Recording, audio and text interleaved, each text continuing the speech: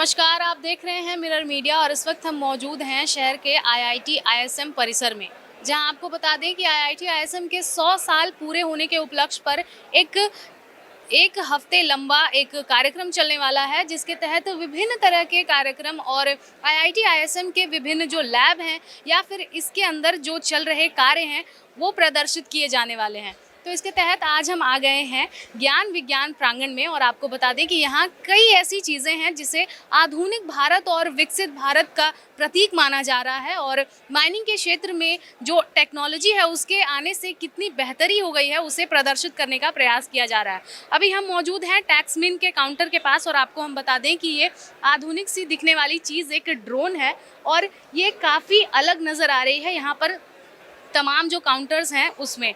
तो हम इन जानने का प्रयास करेंगे कि ये किस तरह से माइनिंग के क्षेत्र में या फिर अन्य जो क्षेत्र हैं उसमें काम आ रही है और क्या कुछ इसके बारे में विशेषता है। बताइए क्या विशेषता है इसकी। ये एक पैरेलल रोबोट है। ओके, सो इसका दो पर्पज़ है, एक स्टेबलाइज़र के लिए, प्लेटफॉर्म स्टेबलाइजिंग के लिए, एंड एक ट्रेनिंग सिमुलेशन के लिए, सिमुलेटर के लिए। तो पहला मैं स्टेबलाइज़र का पर्पज़ बताता हूँ। होता है क्या है कि जैसे ओशियन हो गया, ठीक है, वहाँ पे जब सीप्स वगैरह जब चलती है और वो क्या होता है, उसका प्लेटफॉर्म ऐसे सब होवर होते रहता है। होवरिंग के कारण क्या होगा, आपका ड्रोन ऊपर में लैंड नहीं कर सकता है, ठीक है, हेलीकॉप्टर लैंड नहीं कर सकता, प्लेन लैंड नहीं कर सकता है। तो उनको क्या चाहिए, प्लेटफॉर्म स्टेबल रखना है। तो उसके ये उसका पर्पज़ ये क्या होगा, ये उसके ऊपर लोडेड रहेगा। ये टॉप प्लेटफॉर्म जो है ना, ये बॉटम प्लेटफॉर्म है, टॉप प्लेटफॉर्म है। बॉटम प्लेटफॉर्म आपके सीप के ऊपर में रहेगा, ये टॉप प्लेटफॉर्म स्टेबल रहेगा। तो इसके उससे क्या होगा, ट्रेन प्लेन या जो भी चीज़ें आएंगी इसके ऊपर आके लैंड हो सकती है, एंड देन आप उसको फिर मतलब एक स्मूथ लैंडिंग के लिए ये एक प्लेटफॉर्म बना या है। पहला एप्लीकेशन। दूसरा एप्लीकेशन है जो सिमुलेटर। सो सिमुलेटर में क्या होता है कि आप एरोप्लेन हुआ, बड़ा बड़ा माइनिंग ट्रक हुआ, तो आप डायरेक्टली एक पर्सन को चलाने के लिए नहीं दे सकते, पहले उसे कहीं ट्रेन करना होता है। सो ये इन हाउस ट्रेनिंग के लिए आप इसके ऊपर जो है ना एक कॉकपिट बना सकते हैं। फॉर एग्जाम्पल माइनिंग ट्रक का हो गया, ये एरोप्लेन का हो गया, उसका आप एक ऊपर में कॉकपिट रख दीजिए, पायलट आएगा वहाँ पे ट्रेन होगा, ठीक है, उस सामने स्क्रीन में डिस्प्ले होगा ओके इन्वायरमेंट, एंड उसको देख के वो प्लेन चलाएगा, उसको लगेगा कि मैं रियल में प्लेन चला रहा हूँ। जब वो चलाने प्रॉपरली सीख जाएगा, देन ही वो बाहर जाके एक्चुअल प्लेन चलाएगा। बिकॉज ये planes are very costly, mining trucks are very accident हो सकता है। पहले वो आप उस पर सेफ्टी चेक करिए, सब प्रॉपर ट्रेन हो जाइए, देन उसका आप चलाइए। तो ये उसके लिए तो ये एक प्रोटोटाइप है। एक्चुअल में ये इसका 10 टाइम्स बड़ा है। एक्चुअल प्लेटफॉर्म है वो इसका 10 टाइम्स बड़ा है। This is a 50 kg payload robot. Okay, and the actual जो रोबोट है वो टन्स का होगा, जो इसके ऊपर एक ट्रक खड़ा कर सकते हैं, एक एरोप्लेन लैंड कर सकते हैं। ओके, ये एक मॉडल टाइप का है। मॉडल हाँ। है। It is a working model. It is a working model, but हम चला के दिखा सकते थे, बट यहाँ पावर सप्लाई अभी काम चल रहा है, but it is a working model. तो माइनिंग के क्षेत्र में इसका क्या उपयोग हो सकता है, कैसे ये बेहतर बना सकता या है। इट्स जो माइनिंग ट्रक्स में उसी का बात कर, जो माइनिंग ट्रक्स है ना वो काफ़ी बड़े होते हैं। मतलब इट इज़ लाइक आप एक लाइक पोकलेन टाइप की जो ड्राइवर को पहले ट्रेन करवाना होगा ना, तो ये उसके उस पर्पज़ के लिए आप ड्राइवर को पहले एक माइनिंग ट्रक पे ट्रेन करवा लीजिए, कैटरपिलर कैसे चलाना है, कैसे माइनिंग ट्रक चलाना है, ठीक है, डंपर्स कैसे चलाना है। तो इस पर जब वो प्रॉपर्ली ट्रेन हो जाएगी उस पर्टिकुलर इन्वायरमेंट में, ठीक है, तो इससे क्या होगा कि जैसे ओपन पिट माइन हुआ, ठीक है, वहाँ पे कर्व है, ओके, वो इन हाउस ट्रेन कर लिया। अब डायरेक्टली आप उसे साइट पे ले जाके ट्रेन करवाएंगे, हो सकता है पलट जाए टैंकर या कुछ भी हो सकता है, एक्सीडेंट कुछ भी हो सकता है। तो आप यहाँ पहले ट्रेन करवा लीजिए, एंड देन एक साइट पे ले जाके चलो। यहाँ पर हम एक विशेष ड्रोन भी देख रहे हैं, क्या ये भी टैक्समिन के द्वारा ही तैयार यस किया? यस। कितना समय लगा इसे तैयार करने में? अराउंड आई थिंक 6 से 7 मंथ्स हुआ है इस ड्रोन को बनाने में। ओके, इसकी क्या विशेषता होने वाली है? देखिए ये जो दिखाया गया था बेसिकली ड्रोन को इसके ऊपर लैंड करवाने के लिए, एक तो वो हो गया। सेकंड क्या है कि जो ड्रोन बना है, जो डस्ट उड़ती है ना, ठीक है, तो आप ड्रोन ये जो है इस पे पानी रहेगा, ओके, एंड ये स्प्रेइंग करेगा चारों तरफ, ताकि वो डस्ट ना हो रहे, 10 पार्टिकल्स वो डस्ट पार्टिकल्स बैठ के जाए। बैठ जाने के लिए। तो मतलब ये एक पोल्यूशन कंट्रोल के काम में भी आता है। पॉल्यूशन या मेड फॉर पॉल्यूशन कंट्रोल। तो बिल्कुल आपने देखा कि किस तरह से तकनीक के इस्तेमाल से जो माइनिंग के क्षेत्र में हो रही चैलेंजेस हैं, ख़ास तौर से इन्होंने बताया कि जिस तरह से ये जो ड्रोन तैयार किया गया ये ख़ास तौर से माइनिंग के क्षेत्र में हो रहे वायु प्रदूषण को कम करने के लिए है और साथ ही साथ इसमें जो है एक स्प्रिंकलर भी तैयार किया गया है। हम आपको दिखा दें यहाँ पर कि ये जो ड्रोन है ये इसमें एक स्प्रिंकलर होगा जो कि जो हवा में मौजूद जो डस्ट होते हैं उसे वो बैठाने का काम किया जाएगा और ये कहीं न कहीं माइनिंग के क्षेत्र में एक बड़ा ही महत्वपूर्ण इन्वेंशन हम मान सकते हैं इसे, चूँकि देखा जाता है कि धनबाद में ख़ास तौर से माइनिंग के क्षेत्र में जो वायु प्रदूषण है, जो डस्ट पार्टिकल्स है, वो काफ़ी ज़्यादा पाया जाता है। तो उसी को ध्यान में रखते हुए यहाँ पर ये जो ड्रोन है ये तैयार किया गया है। इसके साथ ही साथ इसकी लैंडिंग के लिए भी एक विशेष आप देख सकते हैं कि एक जो स्टैंड है वो तैयार किया गया है और असल में ये एक वर्किंग मॉडल है, लेकिन इसकी जो असली जो प्रारूप है इसका ये इससे 10 गुना बड़ा है और ये ख़ास तौर से समुद्र में जो हेलीकॉप्टर है या फिर जो प्लेन है उसकी लैंडिंग जो है सेफ़ हो, उसको लेकर के ये तैयार किया गया है। चूँकि समुद्र में देखा जाता है कि उसकी लहरें जो हैं उसके कारण ये जो लैंडिंग होती है वो नहीं हो पाती है सही से, तो उसको ध्यान में रखते हुए ये सेफ़ लैंडिंग के लिए बनाया गया है। और साथ ही साथ ये जो ड्रोन है ये काफ़ी हद तक लाभकारी माना जा सकता है माइनिंग के क्षेत्र में, क्योंकि ये वायु प्रदूषण के कम करने के उद्देश्य से बनाया गया है। ऐसे ही कई सारे जो इनोवेशंस हैं और इनोवेशंस हैं वो आप ज्ञान विज्ञान परिषद है यहाँ पर आप देख सकते हैं और साथ ही साथ यहाँ पर कई ऐसे जो स्टॉल हैं वो तैयार किए गए हैं, फिर चाहे वो बीसीसीएल के द्वारा हो, टैक्समिन के द्वारा हो या फिर यहाँ के छात्रों के द्वारा हो। बहुत सारे ऐसे मॉडल तैयार किए गए हैं और माइनिंग के क्षेत्र में किस तरह से प्रगति आई है उसे दर्शाने का यहाँ पर प्रयास किया गया है। आगे हम आपको लिए चलते हैं, यहाँ बीसीसीएल के द्वारा भी माइनिंग के क्षेत्र में किस तरह से कार्य किए जाते हैं और क्या कुछ जो मशीनें हैं वो लगाई गई हैं उसे दर्शाने का प्रयास किया गया है यहाँ पर। तो यहाँ पर आप देख सकते हैं कि जो भारी वाहन है उसे दर्शाने का प्रयास किया गया है कि किस तरह से माइनिंग के क्षेत्र में जो वाहन होते हैं, डंपर जो होता है उसे दर्शाने का प्रयास किया गया है, किस तरह से माइनिंग की जाती है। और ड्रिल रिग है, इस मशीन का नाम ड्रिल रिग है और ये जो है ये डंपर है, यानी कि ड्रिल रिग से जो है ये कोल माइनिंग का काम होता है और उसके बाद इस डंपर में जो है ये कोल भरने का काम होता है। और यहाँ पर जो मौजूद लोग हैं हम उनसे जानने का प्रयास करेंगे कि आखिर किस मोटिव से ये जो स्टॉल है ये बनाया गया है। आप लोग कहाँ से हैं? मैं यहाँ पीएचडी कर रही हूँ, यहीं की स्टूडेंट हूँ, आईआईटी आईएसएम धनबाद। कैसा महसूस कर रहे हैं आप जिस संस्थान में पढ़ रही हैं वो उसके 100 साल पूरे होने वाले हैं? Feeling really blessed to see all these things because just now I have joined. मेरा 6 महीना हुआ है और मेरा भी ये पहला फंक्शन है। 100 साल पूरे हुए हैं तो माशाल्लाह बहुत अच्छा लग रहा है। कहाँ से आई हैं आप? मैं बिहार से हूँ, पटना से। बहुत बहुत धन्यवाद। Thank you. और भी यहाँ पर कुछ लोग हैं, हम उनसे जानेंगे कि ये जो स्टॉल है बीसीसीएल के द्वारा बनाया गया इसमें क्या कुछ विशेष है, क्या आप बताना चाहेंगे? हाँ, क्या तो विशेष ये आज हम माइनिंग बीसीसीएल जो कि माइनिंग कंपनी है, कोल माइनिंग, तो इसमें हम आज कुछ मॉडल लेकर आए हैं। जैसे ही वो एक डंपर है जो हमारा ओवरबर्डन यानी कोयले के ऊपर जो मिट्टी मिलती है, जो पत्थर मिलते हैं और कोयले को ट्रांसपोर्ट करने के लिए यूज़ किया जाता है। फिर ये ड्रिल मशीन है जिससे हम अर्थ के सरफेस में ड्रिल करते हैं और फिर ब्लास्ट करके वो बड़े पत्थर को छोटे रॉक फ्रैगमेंट्स में बदलते हैं। और ये है हमारा ड्रैग लाइन। तो जैसा मैंने बताया कि बड़े पत्थरों को ये स्मॉल फ्रैगमेंट्स में चेंज करता है, तो ये ड्रैग लाइन उसी रॉक फ्रैगमेंट को उठा करके दूर की तरफ फेंकता है जिससे हमारा कोल एक्सपोज हो और हम उसे आसानी से एक्सट्रैक्ट कर सकें। तो मतलब एक साफ तौर पर देख सकते हैं कि मॉडल के माध्यम से किस तरह से माइनिंग जो कार्य होता है माइनिंग एरियाज में वो आपने दर्शाने का प्रयास जी, हमने ये दर्शाने का कोशिश किया है कि माइनिंग हमारी बहुत एक इम्पॉर्टेंट इंडस्ट्री है इंडिया की, तो इसी मशीनों के कारण हम अच्छे से माइनिंग कर पा रहे हैं। ये जो मॉडल है ये किनके द्वारा तैयार किया गया है? आप सभी ये बीसीसीएल के द्वारा ही तैयार किया गया है। तो आप देख सकते हैं कि यहाँ पर एकदम निचले स्तर से किस तरह से माइनिंग होती है वो दर्शाने का प्रयास किया गया है। और यहाँ पर जो ओवरबर्डन होते हैं यानी कि जो माइनिंग क्षेत्र में जो बड़े बड़े पत्थर होते हैं उसे किस तरह से तोड़ा जाता है और साथ ही साथ वो किस तरह से उसका निष्पादन होता है वो भी बताया गया है।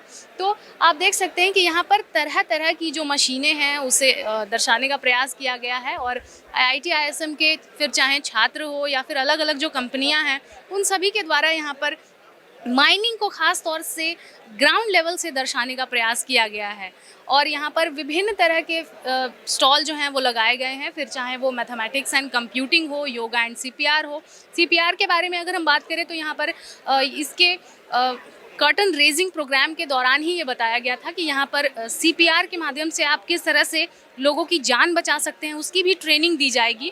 और ठीक उसी तरह से यहाँ पर जो है ये स्टॉल के माध्यम से लोगों को बताने का प्रयास किया जा रहा है कि किसी भी आपातकालीन स्थिति में किस तरह से लोगों की जो जानें हैं वो बचाने का प्रयास किया जा सकता है। और आप यहाँ पर देख सकते हैं मैथमेटिक्स एंड कंप्यूटिंग का ये जो स्टॉल है, यहाँ पर आप देख सकते हैं कि लोग जो हैं ये काफ़ी यहाँ पर इंटरेस्ट ले रहे हैं इसमें। हम यहाँ पर जाते हैं और जानने का प्रयास करते हैं कि ये जो स्टॉल है ये किस बारे में है। तो गेम के माध्यम से ये प्रयास कर रहे हैं कि मैथ्स जो है ये कितना इंटरेस्टिंग हो सकता है लोगों के लिए। मैं शायद इसमें हार सकती हूँ क्योंकि मेरी मैथमेटिक्स थोड़ी सी कमज़ोर है। तो इसमें there are 3 cups here. Okay. इनमें से एक के अंदर चॉकलेट है, बाकी दोनों के अंदर कुछ भी नहीं है। So I will play this game with you and I will want you to win, so I will help you. So let's try to play this game. Just turn around, turn around. इन्होंने मुझे मुड़ने को कहा है और इन्होंने एक cup में चॉकलेट रख दिया है। अब देखते हैं आगे क्या होता है। एक चूज करिए आप। ओके, मुझे चूज करना है। कौन सा आप चूज करेंगे? Just select one. This okay, one. You have selected this. Okay. मैं ये रिमूव कर दे रहा हूँ ना। आपके ठीक है। पास 2 चॉइसेस है। Either you can switch okay. और you can just stay with your chosen cup. Would you like to switch? इन्होंने मुझे कहा है कि या तो मैं अपने निर्णय को बदल लूं या फिर जो मैंने निर्णय लिया है उसी में मैं टिकी रहूं। तो मैं अपने निर्णय में टिकी रहती हूं। मैंने इसे चूज किया था। वर्ड का यूज कर दिया। Word decision. Okay, but do you think it's a good strategy to not switch? Okay, तो अब आप साइकोलॉजिकली मुझे पूछ रहे हैं। I'm just asking a simple question. Okay. आपको लगता है क्या कि स्विच ना करके आपने सही किया?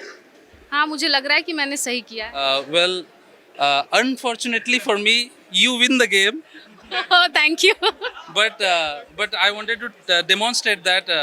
Okay, let's play one more time, right? अब चूंकि मैं जीत गई हूँ तो एक बार और खेलने का प्रयास किया जा रहा है। Okay, let's do it with 5 cups then. Okay, just turn तो around. 3 में मैं जीत गई तो अब 5 कप रखे जा रहे हैं। Just turn around. ओके, ठीक है, मैं फिर से मुड़ जाती हूँ। तो कैमरे के माध्यम से आप सभी देख सकते हैं कि यहाँ पर क्या किया जा रहा है। मतलब आपका डिसीजन मेकिंग कितना स्ट्रांग है उसे यहाँ पर बताने का प्रयास किया जा रहा है। और कहीं ना कहीं ये मैथमेटिक्स से भी रिलेटेड होता है कि आप किस तरह से अपने डिसीजन को कैलकुलेट कर पाते हैं। तो अब हम तैयार हैं मुड़ने के लिए। Now choose one. कौन सा चूज करूँ? ये वाला। ओके, आपने चूज किया तो मैं क्या करूंगा, ये तीनों मैं हटा दे रहा हूँ। नाउ आपके पास 2 चॉइसेस है। Either you can stay with your choice और you can switch. What is it going to be? Do you want to switch? It's a tough decision right now. Okay. थोड़ा कठिन है मेरे लिए, बट ठीक है, मैं सोच रही हूँ। You can stay with your choice or you can switch. Your initial choice. मैं इसी पे रहूंगी। Oh. मैंने पहले चूज किया था। Okay. In this case, you lose, unfortunately. तो इस वक्त मैं हार चुकी हूँ। Yeah, this was very strategic. Actually, regarding the previous game, you won. It was pure probability, so it's not magic, of course. So when I had 3 cups, if you chose one randomly, so you have 1/3 probability of winning, right? Of course. But if I revealed one of the cups which does not have this chocolate, and I asked you whether you want to switch or not, it was in your best interest to switch. Had you switched, your probability of winning would have been 2/3. So you won with a probability 1/3. That's an important information. But if you had switched, you would have lost the game. But in overall, if you see, the strategy of switching was a better strategy. So yeah. तो बिल्कुल काफ़ी अच्छे और आसान trick से इन्होंने probability को बताने का प्रयास किया और साथ ही साथ प्रोबेबिलिटी के हिसाब से ये स्ट्रैटेजी को बताने का प्रयास किया। Thank you so much.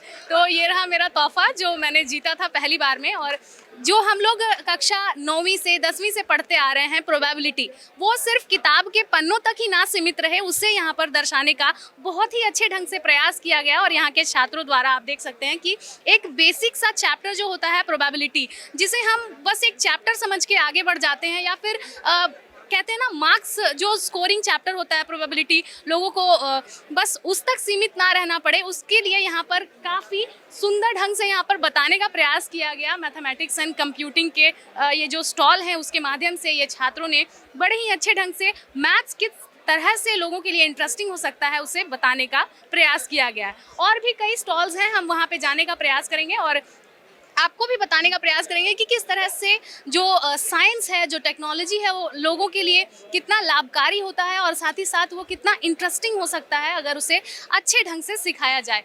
तो यहाँ हम आ गए हैं management study and industrial engineering के स्टॉल में। यहाँ पर हम जानेंगे कि किस बारे में ये स्टॉल है। ये आई ट्रैकिंग के बारे में है, जो आई मूवमेंट्स को ट्रैक करते हैं।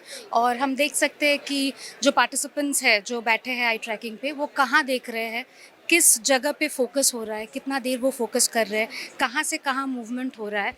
And even physiological arousal through blink rate, प्यूपिल dilation, वो भी मेजर किया जा सकता है। तो इसके बहुत सारे एप्लीकेशंस मैनेजमेंट में है, जैसे मार्केटिंग, एडवर्टाइजमेंट, कहाँ देख रहे हैं, which area the advertiser should be focusing on, website designing हो गया, एचआर में एप्लीकेशन हो गया कि इंटरव्यूअर कहाँ पे क्या मांग रहा है in the CV, what is required. Safety में बहुत इसका उपयोग है कि माइनर्स कहाँ पे देख रहे हैं, विच आर द एरियाज़, की areas where they should be looking at, training किस तरह से दी जाए। तो इस तरह से आई मूवमेंट से हम बहुत कुछ पता लगा सकते हैं एंड वी कैन। तो क्या ये उन लोगों के लिए भी फ़ायदेमंद हो सकता है जो पैरालाइज्ड होते हैं, जिनकी बस आई मूवमेंट ही काम करते हैं? हो सकता है। पैरालाइज्ड के लिए आप इसको as an additional tool use कर सकते हैं कि वो कहाँ देख रहे हैं, कैसे उनका ट्रेनिंग, उनके चीज़ों को समझने के लिए, कॉग्निटिव प्रोसेस को, मेंटल एबिलिटीज़ को समझने के लिए कि कुछ और मेंटल एबिलिटी है उनमें जो हार्नेस किया जा सकता है, जिसके साथ जोड़ के हम उसको और बेटर बना पाए, उनके लिए बेहतर कुछ बना पाए। तो yes, we can use this for them also. तो बिल्कुल आपने देखा कि किस तरह से आई मूवमेंट के हिसाब से कैसे एडवर्टाइजिंग काम करती है, कैसे मैनेजमेंट काम करता है, उन सभी चीज़ों को यहाँ पर बताने का प्रयास किया जा रहा है। और बड़े अच्छे ढंग से यहाँ पर आप देखिए कि ये शोकेस किया जा रहा है कि एप्लीकेशंस क्या क्या हो सकते हैं रिसर्च इंडस्ट्री में, और अन्य तरह के जो कंज्यूमर बिहेवियर होते हैं उसको लेकर के बताया जा रहा है। और साथ ही साथ यहाँ पर किस तरह से लोगों की जो साइकोलॉजी होती है या फिर एडवर्टीज़मेंट का क्या लोगों पर असर पड़ता है, उसे यहाँ पर दर्शाने का प्रयास किया जा रहा है। क्योंकि ये जो स्टॉल है ये मैनेजमेंट स्टडीज़ को लेकर के है। तो किस तरह से लोग आने वाले दिनों में बस आंखों के इशारों से ही लोगों की स्ट्रैटेजी को समझ पाएंगे, और किस तरह से एडवर्टाइजमेंट जो है वो लोगों के लिए किस तरह से असर करता है, वो बस आंखों के इशारे से ही समझा जा सकता है। और भी कुछ स्टॉल हैं, हम वहाँ जाएंगे और देखेंगे कि ये जो ज्ञान विज्ञान जो परिसर है ये कितना दूर तक फैला हुआ है और क्या कुछ इसमें विशेष होने वाला है। क्योंकि IIT ISM अपने 100 साल पूरे कर रहा है और इसको लेकर के इसका जो कार्यक्रम है ये काफ़ी भव्य नज़र आ रहा है। और इसकी भव्यता आप यहाँ पर लोगों के जो फुटफॉल है उससे ही आप समझ सकते हैं कि यहाँ पर कितने सुंदर ढंग से ये जो शताब्दी वर्ष है, शताब्दी समारोह है, इसे मनाने का प्रयास किया जा रहा है। यहाँ पर आप देख सकते हैं कि लगातार जो है लोग अलग अलग स्टॉल में अलग अलग तरीके से यहाँ पर ज्ञानवर्धक चीज़ें यहाँ पर बताई जा रही हैं। और जैसा कि सबसे इंटरेस्टिंग जो पार्ट रहा मैथमेटिक्स एंड कैलकुलेशन का, वो सबसे अनोखा रहा कि किस तरह से फन में, यानी कि बातों ही बातों में, मस्ती मजाक में ही लोग मैथ्स जो है उसका प्रयोग कर लेते हैं और उन्हें पता भी नहीं चलता है कि बेसिक जो चैप्टर्स हमें पढ़ाए जाते हैं वो उसके असल ज़िंदगी में किस तरह से वो हमारे लिए उपयोगी साबित होता है। तो फिलहाल हम ऐसे ही आपको भ्रमण कराते रहेंगे। IIT ISM के जो समारोह होने वाले हैं अगले 9 तारीख तक, जो है 3 दिसंबर से 9 दिसंबर तक, ऐसे ही लगातार कार्यक्रम चलता रहेगा। हम आपको ऐसे ही उसका दौरा कराते रहेंगे। तो तब तक के लिए देखते रहें मिरर मीडिया। सहयोगी संजय के साथ प्रिया पांडे।